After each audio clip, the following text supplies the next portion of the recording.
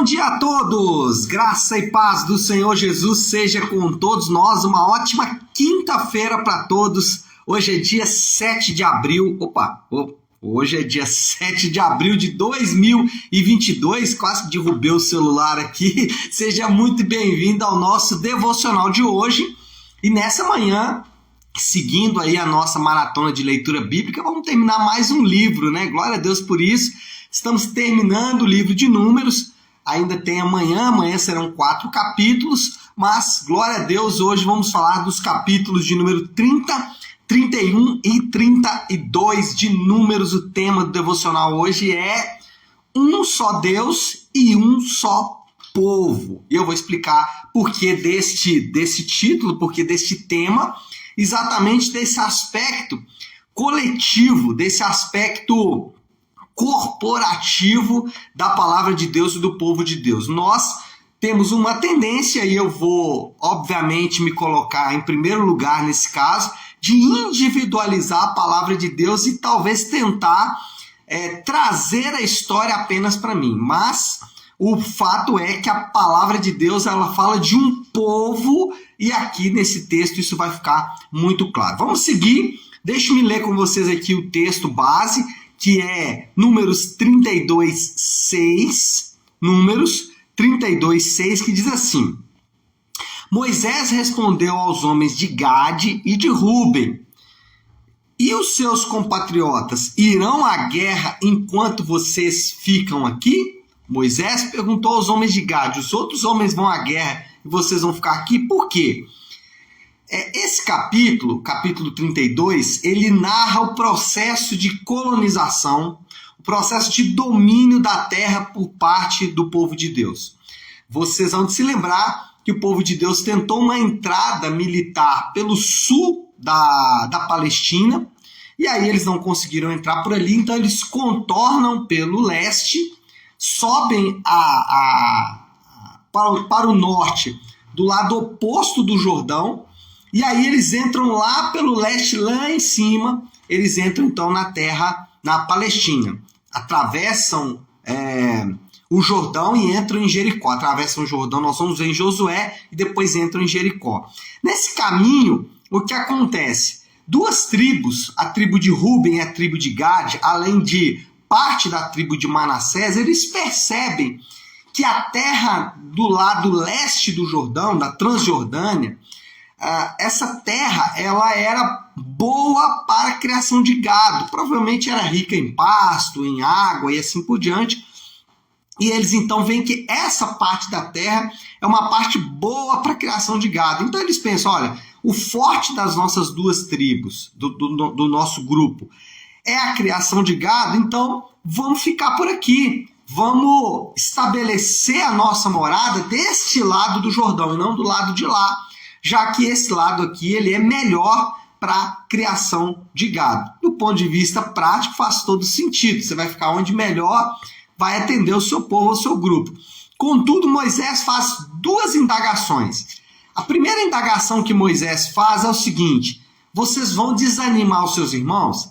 Se vocês fizerem isso, seus irmãos vão ficar desanimados, porque o que estava proposto para a nação de Israel era de fato uma tarefa muito difícil. Eles teriam que invadir toda a terra de Canaã e desabrigar os moradores da terra. Foi para isso que Deus levantou o povo. Eu não vou entrar nas questões do que levou Deus a fazer isso, mas essa era a tarefa, esse era o propósito Deus estabelecido para a nação de Israel. Eles iriam entrar em Canaã, desterrar os moradores de Canaã e estabelecer a sua nação naquela região. Então era uma tarefa muito difícil. Moisés fala, olha, vocês estão querendo desanimar o povo? Moisés estava preocupado com uma possível leniência, né? Moisés sabe que os homens são naturalmente complacentes, preguiçosos, né? E ele estava preocupado com isso. Bom, quando a gente olha para a palavra de Deus, nós percebemos que todo crente é chamado para servir os seus irmãos. Algumas pessoas hoje ganham milhares e milhares de reais, para não falar, né, milhares e milhares de dólares, todos os anos, ajudando pessoas a descobrir o propósito. Só que a palavra de Deus, ela estabelece o propósito para o povo de Deus desde antes. A Bíblia diz que o propósito do povo de Deus é servir. Jesus nos chamou com um propósito. Ele nos chamou para deixar tudo para trás, tomar a nossa cruz e segui-lo. Ele nos chamou para servir os nossos irmãos em amor. O propósito para o povo de Deus já está estabelecido. Aliás, o propósito para toda a criação. Eu ouvi do meu filho, e o meu filho disse que ouviu do Nando. O Nando, inclusive, está aí no devocional com a gente. Acho que já vi ele entrando por aí. Sempre está, né? E ele disse que ouviu isso do Nando e ficou impressionado com isso e passou para mim. Agora eu estou passando para vocês. Ele disse o seguinte, que tudo na criação serve. Por exemplo, o sol, ele não nasce para si mesmo. O sol nasce para quê? Para servir. A chuva, ela cai para quê? Para ela mesma? Não. A chuva cai para servir. Assim como os crentes, eles são capacitados com poder para quê? Tudo na criação está aí para servir. E os crentes também. Nós somos habitados pelo Espírito Santo, como a palavra de Deus diz. Nós somos cheios do Espírito Santo. Nós formamos ou somos formados uma unidade com Deus para quê? No Novo Testamento, a Bíblia vai dizer que nós somos habitados pelo Espírito Santo para juntamente formarmos um templo. E um templo serve para quê, meu povo? Um templo serve para quê? Do ponto de vista espiritual, o templo serve para servir ao seu Deus. Mas de um ponto de vista prático, o templo serve para ser o lugar onde pessoas vão adorar aos seus deuses, ou seja, aos seus deuses, né? Ou, no caso, ao Deus verdadeiro. Mas qual é o ponto? Que um templo existe para que as pessoas possam ir ali e adorar a Deus. Servir. Somos habitados pelo Espírito Santo para servir. Então, a primeira coisa que Moisés ficou preocupado é que aquelas pessoas não iriam servir. Ou aquelas pessoas, ele estava preocupado que eles iam fazer o povo de Deus deixar de servir ao propósito deles. As pessoas sempre me perguntam, pastor, quem que eu devo servir primeiro? Eu devo servir primeiro a minha família? Existe uma ordem aí de serviço, né? E muitos, aliás, nem perguntam, né? Mas já colocam, não, pastor, eu tenho que servir primeiro a minha família. Isso é um problema quando a gente enxerga a vida de maneira piramidal. Como assim? A gente enxerga a vida como se fosse uma pirâmide. Então lá no topo está uma coisa, depois a segunda, a terceira, a quarta, até a base. Só que a vida, ela não é piramidal, ela é uma dinâmica. Pensa na vida como um círculo, né? Pensa na vida como se fosse algo que você tivesse no centro um núcleo e desse centro todas as outras áreas fossem alcançadas. O que eu quero dizer com isso? Se você serve sempre, você nunca vai ter que escolher a quem servir. Se você serve a sua família sempre, você nunca vai ter que optar entre servir a família e servir a igreja. Se você serve as pessoas do seu trabalho sempre, você nunca vai ter que optar entre servir as pessoas do trabalho e servir as pessoas de casa. Então, o segredo aqui qual que é? Sirva sempre. Se você servir sempre, você nunca vai ter que escolher a quem servir. Essa é a primeira indagação de Moisés. A segunda indagação de Moisés é o seguinte: vocês esperam escapar da guerra? O que vocês estão fazendo aí é para poder pular fora da guerra? Pular fora do serviço, né? É isso que vocês querem? Moisés, ele tinha receio de perder força militar. Caso, né, pensando aqui de um ponto de vista estratégico, aqueles irmãos ficaram lá, então, alojados e não atravessaram o Jordão, então aqueles irmãos não iam lutar nessa guerra de cá. Essa era a indagação de Moisés. E aí o que a gente aprende? É que no reino de Deus, todos são importantes. Era isso que Moisés queria destacar para aqueles irmãos. Olha, vocês são importantes. No reino de Deus, todos são importantes. Isso é tão forte. O fato de que no reino de Deus todos são importantes é tão verdadeiro que Jesus disse o quê? Deixe vir a mim as crianças. Porque ele estava querendo dizer, entre outras coisas, não quero resumir o que Jesus disse ao que eu vou falar aqui agora, mas Jesus também queria mostrar que até aqueles que não têm qualquer valor do ponto de vista natural, do ponto de vista de alguém já adulto, essa pessoa, ou esse ser mais insignificante, ele é importante no reino de Deus. Então, no reino de Deus, todos são importantes. Ninguém é chamado, ou ninguém está ali e não é capaz de cooperar de alguma forma. Eu já contei essa história aqui, e é uma história que sempre me chama a atenção, de um rapaz. Eu era ainda caminhando no início da minha caminhada cristã, e o rapaz chegou para o pastor e falou: pastor, eu acho que eu não tenho dom nenhum. Eu não sei cantar, eu não sei pregar, eu não consigo orar em público, enfim, eu não tenho todos esses belos dons que vocês têm, é o que ele quis dizer, né? E aí o pastor disse para ele assim: olha, eu sei que você tem um belo sorriso, você está sempre sorrindo para as pessoas, você tem um dom que poucos têm, o dom de deixar todo mundo à vontade. Então, fique na porta da igreja recebendo as pessoas com seu sorriso, com sua alegria, que está sempre espontânea. Aquele irmão não percebeu que o que era natural dele era o dom que ele podia servir aquele povo, ele podia servir aos irmãos. Então, o que eu quero dizer com isso é que todos nós devemos participar da guerra. Ali, Moisés estava preocupado que um grupo ia escapar da guerra. Todos nós podemos participar da guerra. Talvez você é da linha de frente. Talvez você é daqueles que vão ter que ir lá e fazer parte da infantaria, dos primeiros a chegarem. Talvez você faz parte do grupo que é da estratégia. Talvez você faz parte do grupo daqueles que vai pensar a guerra. Talvez você é parte do grupo daqueles que vai organizar a guerra. Talvez você é parte do grupo que vai ajudar a carregar as armas e as bagagens.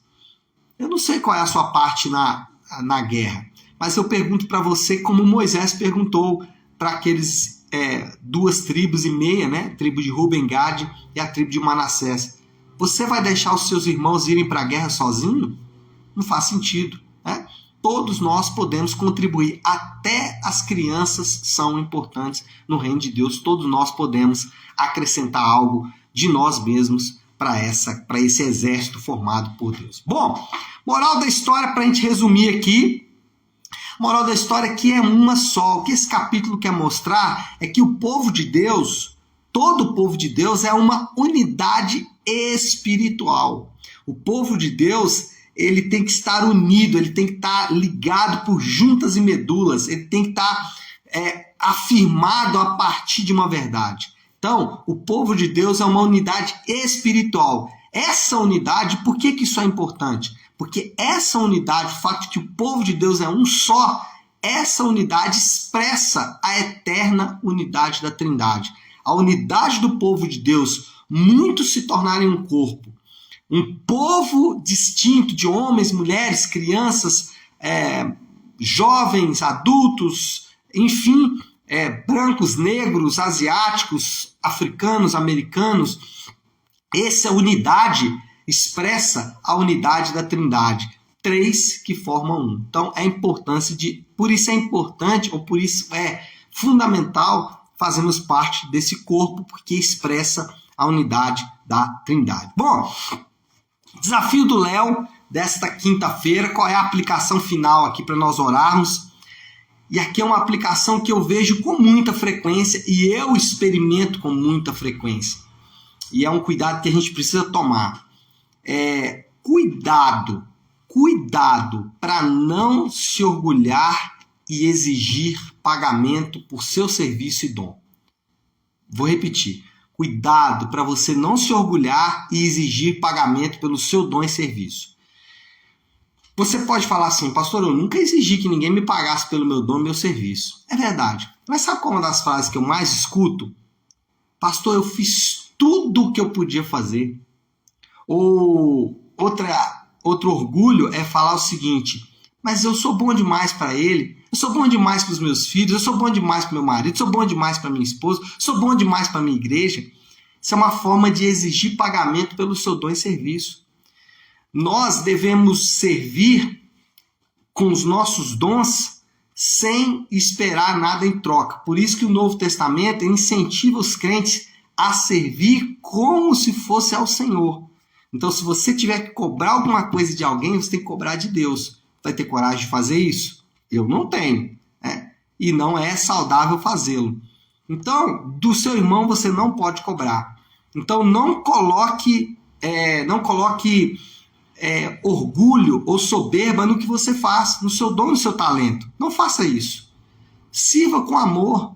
Sirva. E se as coisas não derem certo, não jogue na cara da pessoa, mas eu fiz tudo. Né? Quem fez tudo foi o Senhor. Ele fez tudo. Nós somos apenas instrumentos de Deus que seremos usados para a glória dele. Então, sempre remeta a glória para Deus. Se você fez muita coisa, faça um pouco mais. Se você já fez tudo que você podia fazer, faça um pouco mais. Deixe Deus usar você um pouco mais. Tá bom? Não preciso terminar. Olha, o tempo tá correndo. Tá distraído aqui falando e o tempo tá indo embora. Vamos lá, pessoal. Vamos orar. Vamos colocar tudo isso aí diante de Deus, né? Vamos pedir ao Senhor que nos dê graça, que precisamos. Deus, nós queremos louvar o teu nome nesta manhã. Te agradecer pela tua palavra, Senhor. Obrigado porque na tua palavra encontramos direção, na tua palavra encontramos sabedoria, na tua palavra encontramos, meu Deus, o poder que precisamos para enfrentar os desafios que temos diante de nós. Ajuda-nos a aplicar a tua palavra às nossas próprias vidas, Pai, e nos dê graça. Derrama da tua bondade e da tua misericórdia sobre as nossas vidas. Assim oramos e oramos em nome de Jesus. Amém. Amém, meu povo? Bom, então é isso. Nós vamos ficando por aqui. Que Deus te abençoe. Uma excelente quinta-feira para todos. Fiquem com Deus.